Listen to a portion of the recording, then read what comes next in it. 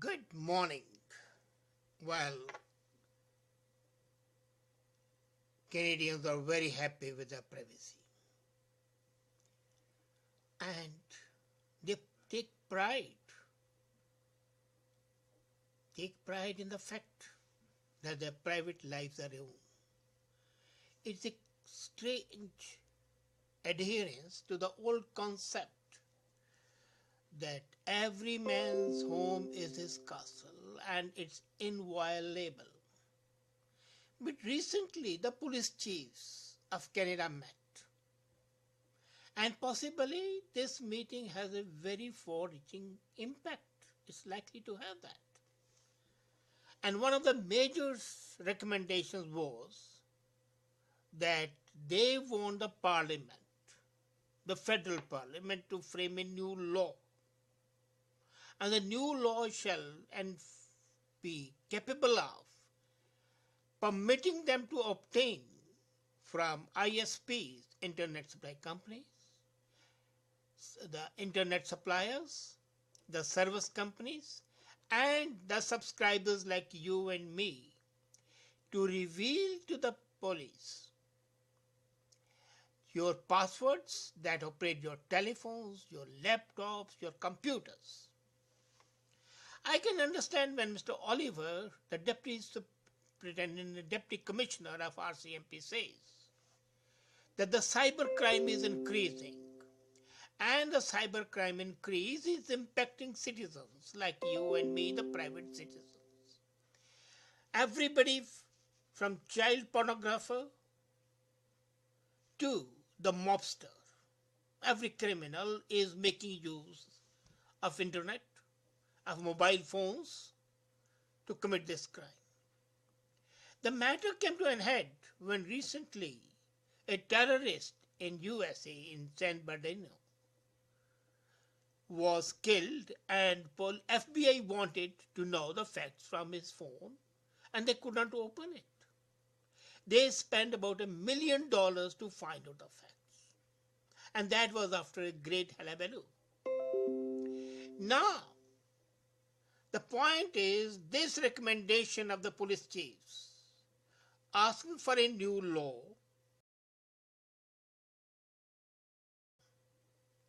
people and the companies, the service providers, to reveal to the police the passwords. Would it not be an infringement of the rights of the people? But then, are our rights unlimited? Or do the facts of crime,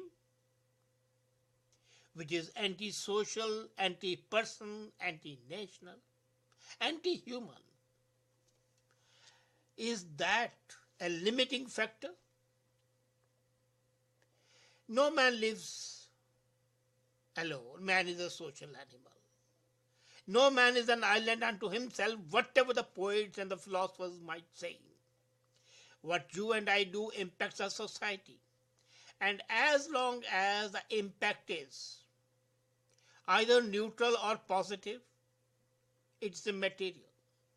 But the moment the impact becomes negative, when my actions put the life, the liberty, the limb of another person in jeopardy, then that right becomes a liability for the society. And the law and order authorities are fully competent and fully authorized, should be, to undertake steps to find out the facts. The technological progress does not mean that its advantage should only be taken by the lawbreaker. Technology progress also means that the protectors of the law and order should be permitted to make use of the same technology which the criminals are using. Now let's come to the facts. Can we hope that the law and order authority, the police, shall be sufficiently discriminatory and sufficiently sensible enough to separate the chaff from the grain? The moment they get the passwords, the whole social life, the whole personal life, the whole financial life is exposed. Can we be sure that the persons concerned who are scrutinizing the crime aspect shall not also start investigating the other aspects and misuse it? There have been instances when cops have become rogue cops. There have been instances when the police authorities, some of them have nexus with the organized crime, and they can then help their partners in crime to make use of the information provided by a legitimate action of the police. How is a law, the amended law, going to prevent that? You see, there are new disclosure laws, which we call the key disclosure laws, and they are operating in countries like UK, Finland, Australia. These three countries have set an example. Key disclosure laws, wherein in case of need, the police official is fully permitted to find out your password, but at the same time there are certain parameters which have been built in that password shall only be operated for that purpose. Now that's a very, very ambiguous thing to say. Human being is a very complex creature. He is supposed to do it, but would he do it? That's the fear. Recently at the Halifax International Airport, a guy came. He had a lot of cash with him. On his search, later on cocaine was found, and he had not one, not two, but multiple telephones. The police asked him to reveal the password, which he refused to do. And for refusing to provide the password, he was fined $500 by the judge. Now the point is, on the one side, the police chief say that they want a new law which compels the private citizens to reveal to the police their password. And on the other side, a crime has been committed or supposed to have been committed, and the man, for refusing to provide the password, has been penalized for not doing so. If there is no law that compels you to provide the password, then how was that man fined? And if there is a law, why should there be a new law? You see, each law, when it's established, is established for the good of the people. And in no time, it degenerates into a tool of oppression. The situation is such that you want security and you pay for that. Unfortunately, the police and order authorities, the law and order authorities, are also consisting of human beings who have their own foibles and the weaknesses, or who have some noble ideas coupled with ignoble ideas. When those ignoble ideas take precedence, then the laws are subverted. When your personal parameters become more predominant than the social parameters, then the parameters themselves have to undergo a change. And that is my fear. Now let's come to another situation. The Supreme Court recently had ordered that everybody is obligated to provide the password, provided, now there's a big provision, a judge orders it. So if the police has been authorized by this judgment of the Supreme Court that they can get the password by getting a judge's orders. If that is possible, then why have a new law? You see, my point is that I do not object to the capacity and capability of the police getting necessary information, A, to prevent crime, B, to punish crime. But I definitely object to the new laws which might be misused. In case the Supreme Court judgment is valid, in case it's not ultra-virus, in case there is no insurmountable problem in implementing that judgment, then we don't need a new law. After all, why should the police work in an unrestrained manner? Giving a carte blanche, a blank check to the police, that they can get your password, that they can invade your privacy, that they can find out all the facts you let them to remain hidden, is a travesty of all the things on which this society was built. I can understand this happening in Gulag Archipelago. I can understand this happening in Russia and China. I can even understand it happening in Pakistan and in parts of India. But to say that this should happen in citadel of freedom and citadel of personal freedom is something which doesn't gel, is something which doesn't appeal to the senses, doesn't appeal to the brain.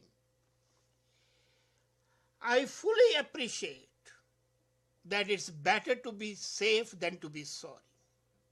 I fully appreciate the desire and the need of the police to know the working of the mind and the modus operandi of the criminals.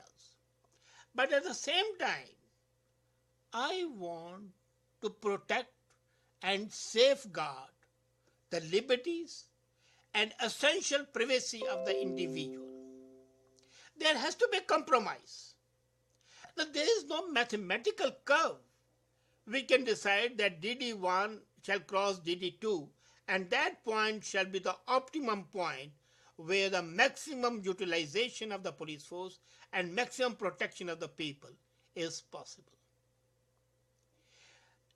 This is a very, very complex situation. It is a combination of psychological factors. It's a combination of the cultural factors. It's a combination of the legal aspects. And the police to ask for it does not mean that the government should act on that. After all, government has to take into consideration the various aspects. Now, the government has three aspects. While the executive, that's the police, wants to arm itself with a new law, the judicial system has to act as a body which says that the law is either legal or illegal. Even the laws can be illegal. They can be ultra-virus. They can be against the Constitution. They can be against the Charter. They can be against human rights. So the whole complexity of the laws would have to be taken into consideration. Then the implementation. And thirdly, the legislative aspect. Would the parliamentarians agree to the suggestion? Well, after all, the police chiefs have not done anything. They have just recommended. And either the recommendation is accepted or it's rejected. The law must be there to protect the people. The law must be there to find out the guilty so that the guilty can be punished. But the law must not be there that the innocent can be harassed. Just as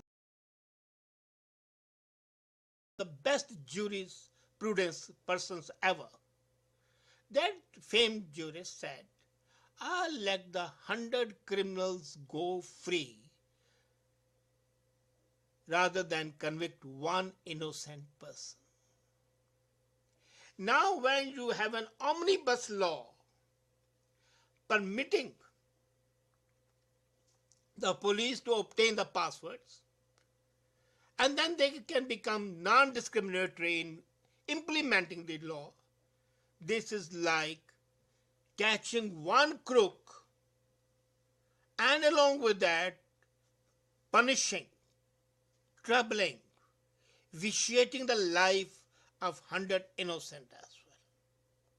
So what Justice Blackburn said is totally negated by this.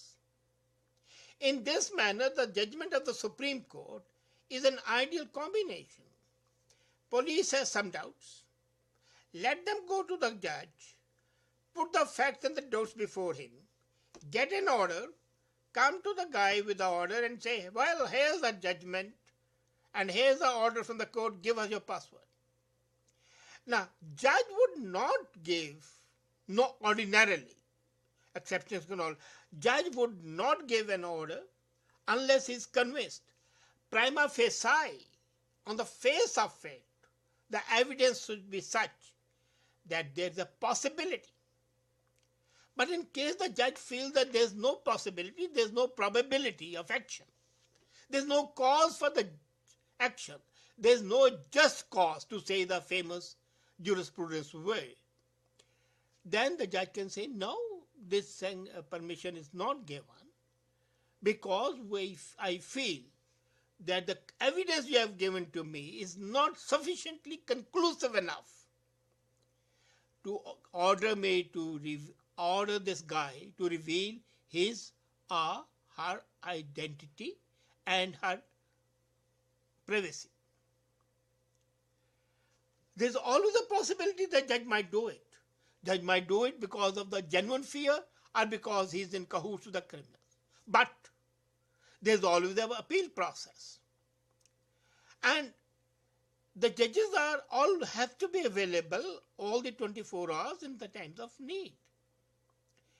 You can designate judges like that. I remember in India, when the situation was going from bad to worse in emergency, we had requested the High Courts that one judge should be ordered to be a vacation judge, and he was available 24/7, by rotation of course. So the police had no problem getting to catch the criminal. But then that is possible. You see, everything is possible provided you want to do it. You have to will to do it. To do things, to perform, you need two things. One is desire to do, and the other is will to do. Desire you may do, but you may not have power to do it. So will to do is power to do as well. Once you have those, you can do it. So, but a combination of the police making a request and judge going through the evidence would be useful because the personal idiosyncrasies, the personal bias would be eliminated. I do not suspect that there will always be a collusion between the judge and the police. I also believe that at least 9 out of 10 the police is honest. It's only in the rare case, maybe 1 in 10,000, maybe 1 in a million, that the police might want to misuse the power given to them. But they are human beings, and power corrupts. Absolute power corrupts absolutely. There have to be limitations. So the appointment or overseeing or the authorizing capacity of the judge would enable A, the second thought, B, proper scrutiny, C, the removal of the personal bias. And the new law may not be that bad, and new regulation may not be that bad. In that way, if that is done, you can be sure it shall be for the good of the country and good of the people. Now comes another aspect. do we keep adding laws? Every day, things are going to change. The technology progresses by leaps and bounds. Today we have got IPs, iPhones, laptops and computers. Tomorrow might be having something different. And the password may be such which you cannot find it out. Then, or there might be a new development what's absolutely different, which is not envisaged at present. Then would you change the law again? Of course. If need is there, that might have to be done. One thing is sure that the police has to keep up with the technological progress. The police must be provided the tools to do their job. But the tools to be provided must not be of an unrestrained nature. That has to be kept in view. There has to be a fine distinction all the time. And no recommendation of the police officers is either worth accepting or rejecting without considering the implications. At the same time, too much emphasis of privacy is not acceptable. The privacy is there as long as it doesn't impact others. If concentration and then take action, maybe that shall help solve the issue. And incidentally, let's not forget that as the sense of insecurity increases, as the fear of terrorism and the crime, organized crime increases, I always consider terrorism and organized crime to be very close cousins, if not brothers. More often than not, they are brothers. Because terrorist activity depends on organized crime, and organized crime uses terrorists as tools. So, to prevent this nexus from spoiling the social structure, harsh measures may be adopted. Care should be taken that the innocent doesn't suffer either from the terrorist criminal nexus or from the police high-handedness. A golden mean always means checks and balances. And those checks and balances call for discrimination, call for rumination, call for thought. Thank you.